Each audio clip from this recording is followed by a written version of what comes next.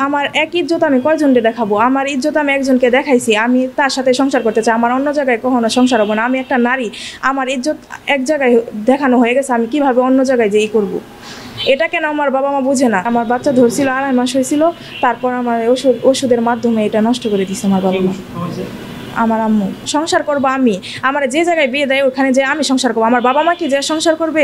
আমি যদি ওইখানে ভালো থাকতে পারি তাদের কি অসুবিধা? আমার যে অন্য জায়গায় বিয়ে দিল, ওই জায়গায় যদি আমি ভালো না থাকি, ওই জায়গা থেকে যদি আমি এসে পড়ি তখন কেমন হবে? আমি ওই বুঝতেছি যে জায়গায় আমার অন্য কোথাও সংসার হবে না, এর জন্য আমি বারবার চলে আসতেছি। তারপরেও কেন তারা আমাকে নিতেছে? আমার নিয়ে জন্য আমাদের নিয়ে কি করবে?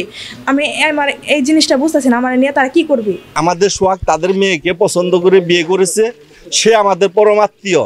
আমরা আত্মীয় স্বীকৃতি দিতে চাই, আমরা বড় লোক হিসেবে দেখতে চাই না। এবং এই লামিসা আর সোহাগ যে প্রেম করেছে, এটা শিরি ফরহাদ, লাইলি মজনু, তাদেরকে তারা এই জামানার যদি তারা থাকতো তাহলে এই সোহাগ এবং লামিসার ইতিহাস রেকর্ড হয়ে যেত। 3 বার আইছে, 3 বারই দিয়ে দিছি। একবার আইছে দিয়ে দিচ্ছি, দ্বিতীয়বার আইছে দ্বিতীয়বারই দিয়ে দিচ্ছি, 3 বার আইছে 3 বারই দিয়ে দিচ্ছি। তারপর আমার মীমাংসা করে 30,000 টাকাও নিচ্ছে, রাজগঞ্জ নিচ্ছে। আবার 7 মাস পরে আমার ছেলেরে ধরে নিচ্ছে রাত 1টার সময়। আমার বাইসে বউ ছিল, এখন নাম কাটা দিছে, কিন্তু আমার ছেলের নাম রেখে দিচ্ছে। মনে হলো এইভাবে হলো কেসটা ঝুলে রাখছে। সোহাগের মুক্তির জন্য আমরা মানববন্ধন করতেছি।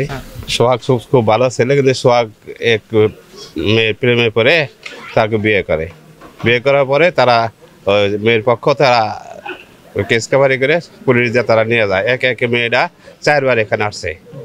4 বার আসার পরেও তারা মেয়েটা এখন পর্যন্ত এখানে আছে, ছেলেরে তারা মেয়ের বাবা জেলখানায় রাখেছে। সোহাগের মুক্তির জন্য দাঁড়িয়েছি। তো সোহাগ প্রেম ভালোবাসা করার কারণে তার আজকে জেল খাটতে হচ্ছে। মূলত হচ্ছে বর্তমানে প্রেম ভালোবাসা আসলে মূলত কোনো কিছুই না, আমরা যা দেখতে পাচ্ছি। তো মূলত তেমন আর কোনো কথা না, আগে পর্বে যা হয় আর হয়ে গেছে। এখন আমরা আমাদের একটাই উদ্দেশ্য, সেটা হচ্ছে আমাদের সোহাগের আমরা মুক্তি চাই। সেটা গরিব বিদায় এই ছেলেটার প্রতি অনেক অন্যায় অবিচার করা হইতেছে। কিন্তু আপনার একটা জিনিস দেখেন, এটা যদি ওনার মেয়েটা যদি ম্যাচিউর নাই হইতো, মেয়ে ইন্টার সেকেন্ডারি কিভাবে পড়বে? বিয়া করছে, পিরিচ করে বিয়া করছে, বিয়ার কারণে তার 4 বার মেয়েটা এসে 4 বারই ঘুরিয়ে দিছে।